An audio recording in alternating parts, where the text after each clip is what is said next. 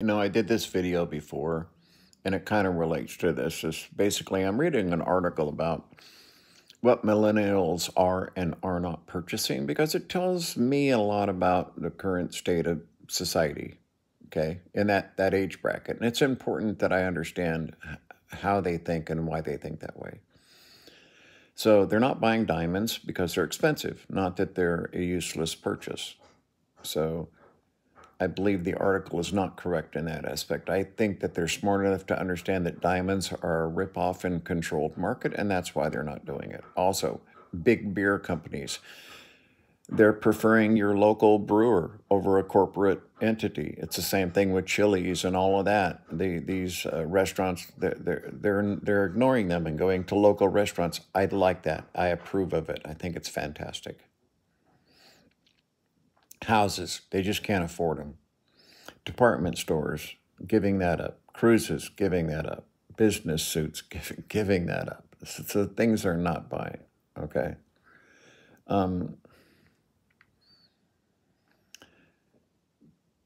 Wasteful products, cable TV, these kinds of things.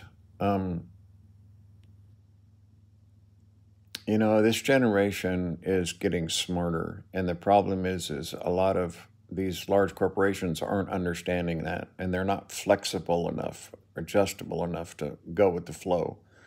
And I see a lot of them closing. So they're talking about department stores. Okay, let me come down here. So they're talking about Walmart or Kmart, Sears, and Toys R Us failing, disappearing. I know what happened to these people. You see, there's groups called profit builders. These profit builders come in and they try to convince these stores that making customers walk past items that they want you to buy is going to sell more of those items. Don't put it up here on the shelf, put it down here, that kind of thing. And I talk about the Kmart in my area. It's a sport fishing area. We're surrounded by lakes and rivers, and it was about fishing at my local Kmart.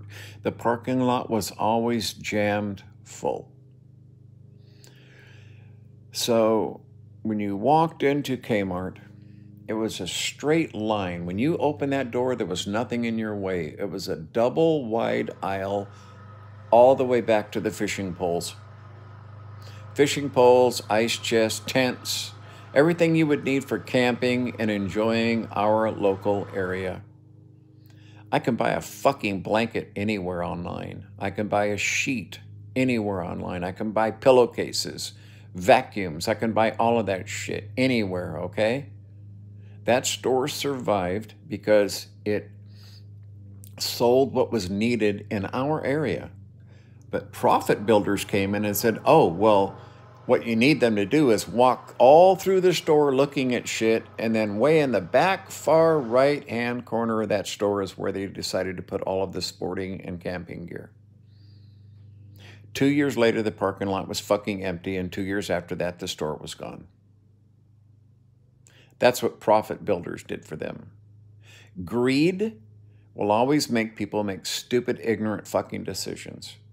Okay? No, I didn't come here to get a fucking pillowcase. Okay? Or a set of fucking vases or cups or glasses or any other shit that they wanted to try to fucking sell me. I came here to get bait. I came here to get a lure. I came here to get a fishing reel for my kids so they can go fishing this weekend. The first thing that they did with profit builders was when items were returned, they went back on the shelf. I did a many videos about bringing a broken fishing reel back to the store, going back the next day and seeing that same fishing reel on the fucking shelf broken because they hope that some visitor from San Francisco or the Bay Area comes up, they buy this reel, they get out to the lake, it's fucking broken, and they never take it back, and that is their greatest fucking dream. Free money, free money. Instead of that item going back to the factory or being thrown away, it's sold to some unsuspecting sucker. This is why Kmart failed in my town. Toys R Us. So the length of the Toys R Us building was, I don't know, 80 yards. Quite a big store. You went in this door and you couldn't just get into the store. You had to walk the entire 70, 80 yards of that hallway with shit on either side they're trying to get your kid to want. Then you made a left-hand turn. You went 5 yards. You made a left-hand turn. And you went all the way back down halfway, 35 yards, before you could make a right-hand turn and get back into the store where all the gaming shit used to be was then moved. You had to get a ticket. And once you got the ticket, you went and stood in line to pay for the item. But you didn't get the item. You then went back to the back of the fucking store where you had to wait in another line to turn your ticket in to get your product. Okay? 3 years later, store was closed. I can tell you why these places fail. Sears. Well, they started out giving discounts to veterans, 20% on all tools. It was rocking. Parking lot was full. Then they went to 10%. Parking lot was half full. Then they stopped doing that altogether. Okay? Out of fucking business. They did the same, make you walk certain ways, forcing you to see certain products. And it just doesn't work. People go to a store to buy something they went there to buy. They don't want to be forced to walk through an extra 100 fucking yards of shit that they're not interested in. Pretty soon, people are buying at Amazon. It gets here the next day. I didn't have to walk through all your fucking shit. I got it at the same price I could buy it at your store, and it was delivered to my front porch. Yes, Amazon has its problems, but if you're going to buy a pack of sheets or pillowcases, no. Sears went out of fucking business because of Amazon. Because they didn't make you jump through the same goddamn hoops. Okay, so corporate greed is its own worst enemy.